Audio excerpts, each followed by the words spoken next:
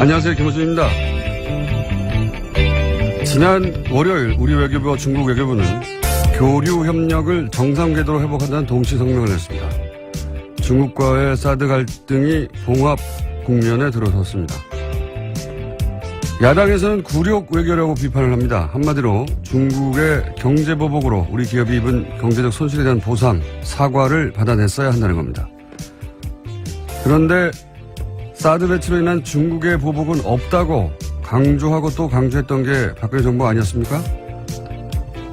작년 사드 논란이 시작될 당시부터 박근혜 정부와 새누리당은 중국 경제 보복을 인정하지 않았죠. 명백한 보복 조치가 이루어지고 있는데도 아니라고 우겼습니다. 탄핵 기간 동안의 경제관계 장관 회의에서조차 사드로 인한 중국의 경제 보복 조치를 부인했죠. 경제 보복에 대한 아무런 대응 시나리오도 없이 갑자기 사드 배치 선언부터 해서 기업들로 하여금 막대한 피해를 입게 해놓고 아무것도 인정하지 않았던 정치 세력이 이제 와서 그 피해 보상을 받아내지 못했다고 굴욕 외교라뇨. 자기들이 잘못해 만들어낸 피해 책임을 왜 그걸 어렵게 해결해가고 있는 사람들에게 묻나요? 그리고 보수가 그렇게 중요하게 생각하는 미국 국무부가 이 공동성명에 대해 환영 성명을 낸 건 또 어떨 겁니까? 시비를 걸어도 좀 말이 되는 걸로 봅시다. 김호준 생각이었습니다. 김호준입니다. 예. 굴욕 외교. 예. 저는 왜 굴욕 외교냐라고 했는지 처음 이해가 안 가가지고 찾아봤더니, 현 정부 출범 이후로 가장 웃기는 공세예요, 제가 보기에는. 굴욕은 어제 노회찬 의원도 얘기했지만 당시 중국이 당했다고 중국 생각하는 거죠. 기억을 떠올려 보시면 황교안 총리가 중국에 가서 이제 시진핑 주석 만났는데 당시 사드 배치할 거냐라고 묻는데 사드 배치 고려하지 않고 있다라고 네. 상대국의 정상이 묻는데 그렇게 답하고 나서 열흘인가요? 일주일 있다가 그렇죠. 예, 발표를 해버린 거 아닙니까? 배치한다고. 그런 일을 당하고 또 모욕감을 느끼지 않는 국가가 어디 있습니까? 예. 최소한 그때쯤에는 이해를 구하거나 어쩔 수 없었다고 양해를 구하거나 했어야 되는데 안 한다고 해놓고 예. 일이 제대로 틀어진 건 그때부터죠. 예. 대내 모두에게 거짓말하는 게 일상적이었던 정권인 것 같습니다. 그때 황교안 총리가 몰랐거나 자신도 몰랐을 것 같아요. 예. 총리조차. 예. 예. 생각해보면 그분이 문자로 해고 통보 받았잖아요. 정말 아련한 일이네요. 네. 예. 문자로 해고 통보 받고 막 화가 났던 그때 상황이 떠오르는데. 어쨌든, 물론 그 이후로 중국이 보복을 하고 우리가 당한 건 부당한 건 맞는데 최소한 그런 상황을 유발한 당사자들이 이걸 굴욕외교로 하는 건 말이 안 됩니다. 오히려 그때 기업들 손해봤다고 자기들의 일 때문에 사과를 해야 되는 거죠. 예. 네, 주구장창 사드에 의한 보복 없다라고 주장했었죠. 박근혜 정부에서는요. 네네, 그래서 피해 없다 혹은 뭐 피해가 없다고 하거나 아니면은 보복이 아니라고 하거나 그러니까 그렇게 사과받고 싶었으면 자기들이 짓고 있을 때 사과를 받았어야죠. 그때는 해결할 능력도 없고 그러니까 보복이 없는 척, 보복이 있어도 모른 척, 예. 사드와 무관한 척 딴청만 피웠던 거 아닙니까? 갑자기 피해가 넘쳐난다고 지금 나오는 거잖아요. 그래서 사과를 받아냈어야 된다고. 예. 원래 여야가 주거니 받거니 하고 말이 되게 싸워야 중계하는 사람도 재미가 있는데 우겨도 적당히 우겨야 제가 표를 들어두는 척이라도 하죠. 답답합니다. 첫 뉴스는 뭡니까? 네, 다스는 누구 겁니까?와 관련된 뉴스가 또 나왔습니다. 오늘 아침 CBS 보도인데요. 이명박 전 대통령이 서울시장이던 2004년과 관련돼 있습니다. 서울시가 현대자동차 양대동 사옥 증축에 도움을 준 뒤 다스의 매출이 2배 넘게 뛰었다라는 보도입니다. 이명박 시절 재임 시절에요. 서울시가 현대차 사옥 증축의 걸림돌을 제거하는 데 역할을 했다는 사실이 공문을 통해서 새롭게 드러났다라는 겁니다. 그러니까 이게 이제 오래된 얘기네요. 김재록 게이트라고 있었어요. 예.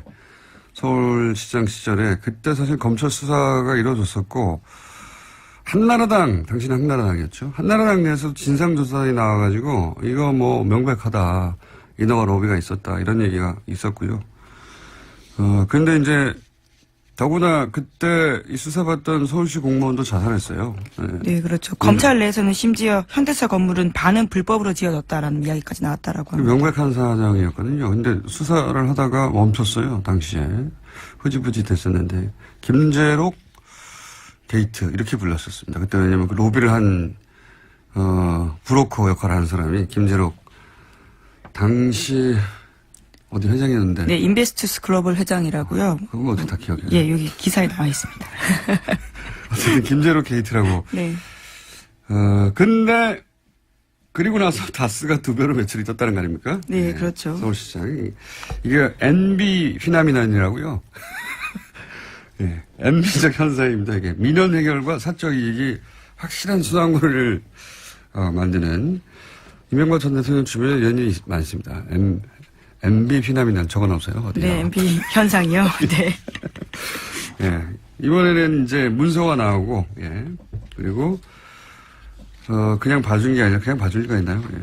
다스가 매출이 2배, 2천억대에서 4천억대로 뛰었다. 예. 네, 그렇죠. 특히나 다스 같은 경우에는 현대차 그룹의 자동차 내장재를 납품하는 곳이거든요. 그렇기 때문에 그런 커넥션을 의심할 수밖에 없는 상황입니다. 자, 이것도 뭐 재수사 대상이 될 수도 있겠네요. 갑자기 태어난 거 보니까. 10년 전 사건인데, 그때 당시 이제 이미, 새누리당의 가장 유력한 대선 후보였었죠. 한나라당 당시로는. 네. 그렇게 10년 만에 다시 나오네요. 이명박 전 대통령 관련 사건들은, 예, 최소한 10년짜리들이 많습니다. 최소한. 예. 다스는, 예. 계속해서 매출 규모를 키워서요. 현재는 해외 매출까지 합치면 2조 원가량이 된다라고 합니다. 서울시장 되고 나서 2배 뛰고. 예, 또 눈부시게 뛰었고요. 또 대통령 MB, 되고 대통령 나서는 재직 기간 또 눈부시게 뛰었습니다. 6배가 뛰고 하고 이렇게 참 훌륭하신 분이에요. 자, 앞으로도 계속 뉴스가 나오겠죠. MB 피나미는. 자, 다음 뉴스는요. 네, 국정원 댓글 수사를 방해했다는 혐의로 수사를 받다가 숨진 채 발견되었던 국정원 소속 변호사에 대한 이야기 전해드린 바 있는데요. 이와 관련해서 오늘 아침 한겨레 신문이 새로운 소식을 보도했습니다. 같은 혐의로 조사를 받았던 이재영 검사가 숨지기 전 이 변호사와 수차례 통화했다라는 건데요. 이 검사가 해당 변호사를 회유하려 한 게 아니냐라는 의혹이 나오고 있다고 합니다. 그때 뭐 통화만 한 거 가지고는 내용을 알 수 없으니까요. 예, 통화를 할 수도 있겠죠, 당연히.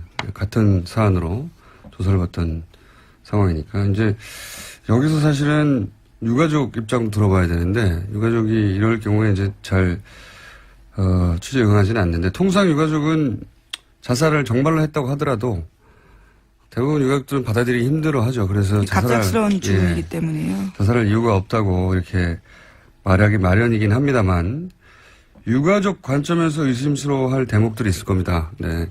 그 부분 확인해 봐야 될 것 같고요.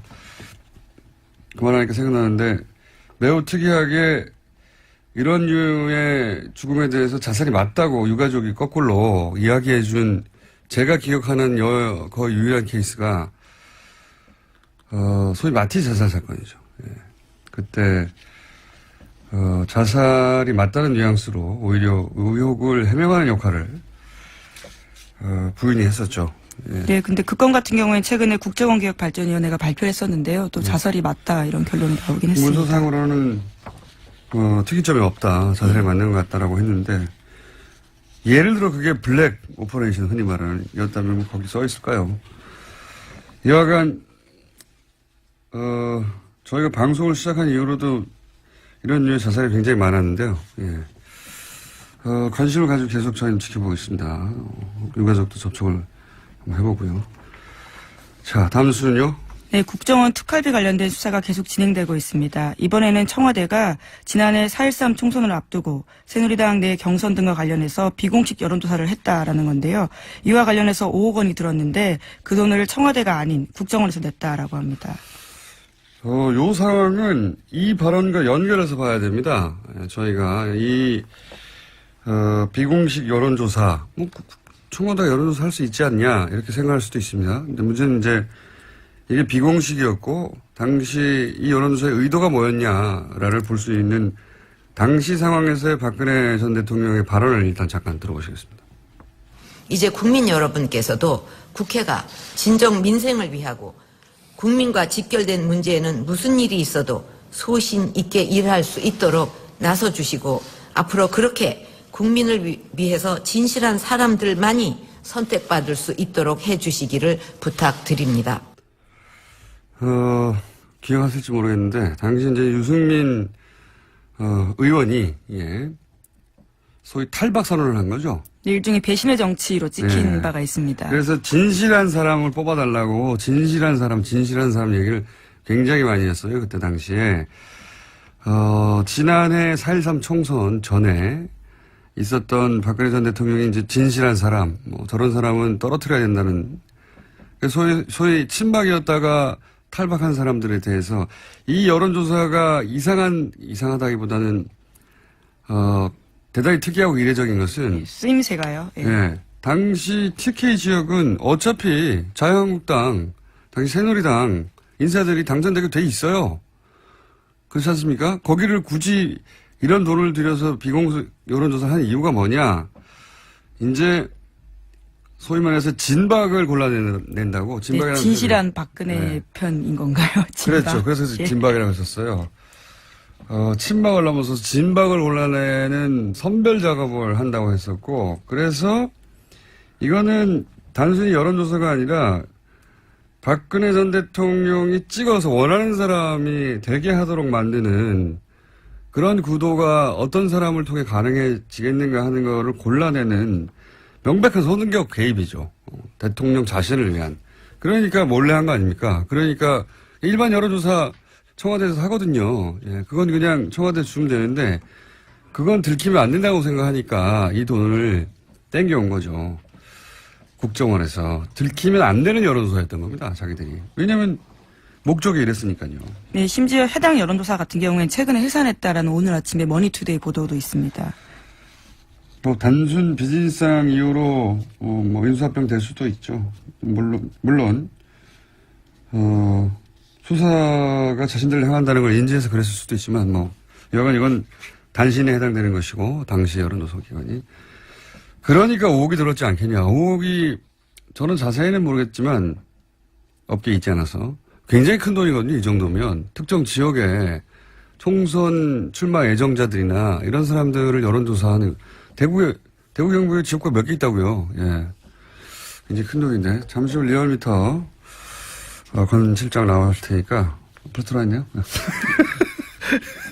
어느새 조용히 들어와 있네. 예. 한번 물어보죠. 요 관련 사항은 이 비용이 어느 정도 규모인지. 여하간 이 비용, 그러니까 여기서 이제 전후 맥락을 얘기하지 않고 여론조사만 자꾸 보도하니까 여론조사 할 수 있지 않냐 얘기하는데 전후 맥락은 그겁니다. 당시에 유승민과 같은 배신자들을 다 찍어내고 본인에게 진실되게 충성한 사람만을 따로 골라서 대구 경북에 당선되도록 만들겠다고 하는 대통령 의중이 들어간 선거 개입용인 겁니다. 이게 말하자면. 자, 그런 겁니다. 예. 다음 뉴스는요? 네, 우병우 전 민정수석과 추명호 전 국정원 국장이 지난해 7월에서 8월 집중적으로 통화했다라는 JTBC 보도가 있는데요. 그 당시에는 이석수 전 특별감찰관이 우 전 수석의 처가 부동산 매각과 관련해서 감찰에 들어갔을 때입니다. 계속해서 모르는 사이다, 잘 보고하지 않았다라고 하고 있는데요. 전화통화 내용까지 나온 겁니다. 기록까지 나온 겁니다. 네, 인정하지 않았죠. 추명호 전 국장이 자기 전화번호는 아니라고. 예. 근데 다른 청와대 직원의 이 번호가 추명호 전 국장 이름으로 저장되는 바람에 들킨 거죠. 예. 추명호 전 국장은 명백한 최순실 라인이라고, 예. 아주 오래전부터 언론에 보도되어 왔었는데, 근데 추 국장하고 우 전 수석하고 이렇게 수백 통이나 단기간 내에 통화할 정도의 사이인데, 네, 3주간 수백 통 했다라고. 예, 하루 10통씩 했다는 거 아닙니까? 예. 추 국장이 최순실의 존재만 우 수석에게 비밀로 했다는 거 아닙니까? 이렇게 되면. 예. 우 수석은 자기는 최순실의 존재 자체를 몰랐다고 계속 얘기하고 있으니까요. 믿는 사람은 대한민국에서 거의 없는 걸로 보이긴 합니다만. 정황 증거 같은 것이 하나 더 나온 거죠. 예. 자, 리얼미터 해야 되기 때문에, 예. 제목 정도 스르륵 훑어볼까요? 예. 네, 블랙리스트 항소심 진행 중인데요. 이와 관련해서 어제 김기춘 전 비서실장이 청와대 캐비닛 문건 관련해서는 이것이 문제가 있다라는 주장을 했는데요. 조윤선 전 장관 쪽에서도 상당 부분 문건이 가려져 있기 때문에 이것은 증거로 쓸 수 없다라는 취지의 주장을 했습니다. 가려달라고 한 건 박근혜 전 대통령 쪽에서 가려달라고 한 거예요. 심지어 특검에서 다 봤다라고 하는데 왜 이렇게 문제 제기하는지 모르겠다라고 반박했습니다. 특검 쪽에서요. 자, 크게 신경 쓸 내용 아닌 거고요. 다음 뉴스 제목. 네, 미국 국무부가요. 네. 조셉윤 대북정책 특별대표를 통해서 유엔 북한 대표부와 접촉하고 있다고 로이터 통신이 보도했습니다. 네, 미국이 물밑에서 북한과 접촉하는 게 아니냐는 이야기는 저희가 오랫동안 해왔죠. 예, 이번에는 좀 더 구체적으로 나왔습니다. 직접 말을 했으니까요. 예. 조셉윤 대표가 북미 대화에 나서겠다 이런 얘기를 구체적으로 한 것이고. 예, 북한이 2달간 도발을 중단하면 북한 미국 간의 대화를 나서겠다라는 구상을 러시아에 전달했다라고 합니다. 2달 이미 됐는데요. 예. 그러니까 저희가 한 달 전인가요? 2달 전인가요? 러시아 역할이 부상할 수 있다는 얘기를. 최선희 국장 같은 경우도 네. 계속 가고 있고요. 러시아를. 우리도 뭐 러시아와 접촉이 계속 있어서 러시아가 중국 대신에 중국이 지금 우리하고 뭐 사드나 이런 문제로 좀 소원했지 않습니까? 그래서 러시아한테 그런 역할을 맡길 건가 보다 했는데 그래 왔던 것 같습니다. 러시아가 이걸 중간에서 역할을 하고 있었다는 뉴스가 나온 걸로 보아 뉴스공장의 분석은 항상 맞다. 그런 결론으로 가실 거라고 깜짝 놀랐습니다. 예, 저희가 예상했지 않습니까? 자, 네. 여기까지. 시사인의 김은지였습니다. 감사합니다. 네.